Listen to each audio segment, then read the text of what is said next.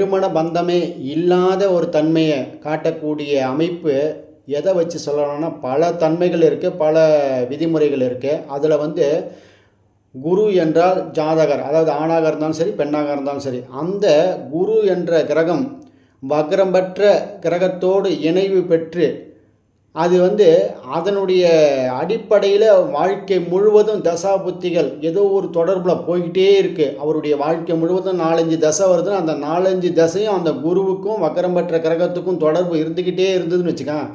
ஒன்று திருமணமே இல்லாத பந்தத்தை கொடுத்துருவார். அப்படி திருமணம் உண்டாச்சுன்னா கூட சிக்கலை கொடுத்து பிரிவினை கொடுத்து இல்லாத தன்மையாக மாற்றி விடுவார். அதுதான் ஒருவருடைய ஜாதகத்தில் குரு என்பவர் மிக மிக முக்கியமானவர். ஜாதகர் அது ஆணாக இருந்தாலும் சரி பெண்ணாக இருந்தாலும் சரி, அந்த ஜாதகரோடு வக்ரம் பெற்ற கிரகம், வக்ரம் பெற்ற பரிவர்த்தனை பெற்ற கிரகம், விளிம்பில் இருக்கக்கூடிய கிரகங்கள் தொடர்பு பெறும்போது அந்த ஜாதகருக்கு திருமண